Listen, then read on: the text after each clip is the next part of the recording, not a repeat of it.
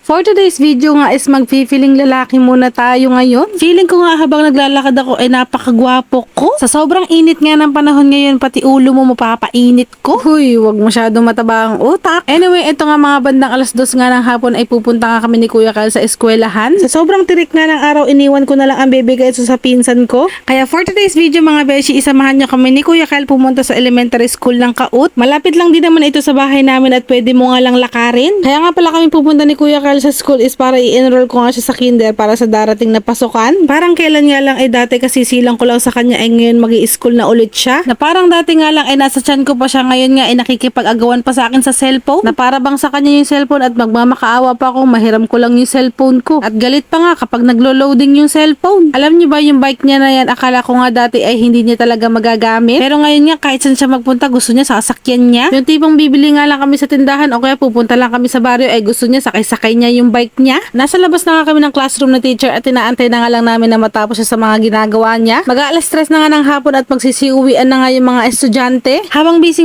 nga ang Kuya Kyle sa pagbabike, ito naman napagtripan ko itong baba ko. Alam niyo ba dati nung si Kuya Kyle pala mga anak, conscious na ako sa aking katawan kapag magkakaroon na ako ng double chin. Or kaya kapag kumakapal na yung batok ko. Or kaya singkapal ng mukha ng taong nanloko sa'yo. Ay sorry na beshi, iba pala yun. Alam niyo ba nasa point na ako ng buhay ko na wala na akong pakialam sa sasabihin ng ibang tao. Kasi alam ko naman simula nung pinasok kong pag-vlog dapat ay handa na ako sa mga ganoon. Na dapat ay handa ang mga mata at tenga ko sa mga makikita at maririnig ko. At syempre dapat handa ang puso't isipan ko sa magiging journey kong to. Pinapaniwalaan ko na nga ngayon na kaya siguro wala akong trabaho by profession is para ikwento ko sa inyo ang aking buhay. Sinabi ko na nga dati na ang tema ng aking pag-vlog ay makapagbibigay ng aliw, saya o kaya kapupulutan ng aral. Anyway, may mga bata nga doon nagsisilabasa na at tumitingin nga sila sa akin tapos tinanong nga nila ako kung nagva-vlog daw ba ako sa Facebook. At sinagot ko naman sila, sabi ko, pogi lang ako pero babae talaga ako. Pero nakakatawa nga lang na may mga batang nakakakilala sa akin sa Facebook. At kung ako nga raw ba yung nagtitinda ng mga ukay-ukay na damit sa plaza, hindi nga lang nila alam yung pangalan ko, agoy. Kahit na nga hanggang ngayon mga beshi ay nahihiya pa rin nga ako mag-vlog-vlog sa harap ng mga maraming tao. Na kahit ilan lang ang mga kakilala kong sumusuporta sa akin sa pag-vlog ay pagpapatuloy ko pa rin to. Ayoko naman kasing ipilit na suportahan nila ako pero labag naman pala sa kanila. Simpleng like, comment, and share naman sa mga videos ko, baka naman. At kung may ads na nga po nakita kayo sa video ko, huwag nyo naman pong i-skip. Baka lang naman po, wala naman po sa pilitan mga beshi. Maraming salamat. Anyway, ayun nga, ang dami ko nang nakwento at nakauwi na nga kami ni Kuya Kyle galing school. Hindi na nga ako nag-video sa loob ng classroom nakausap si teacher kasi medyo nahiya naman ako na onti. Baka tanungin pa ako ni ma'am kung nagba-vlog ba ako. Shoutout nga pala dun sa bata nagpapalibre sa akin. Nakalimutan ko nga kung ano yung pangalan mo kaya kung mapapanood mo to ay mag-comment ka lang. Ilibre ko naman daw siya dahil top fan nga siya sa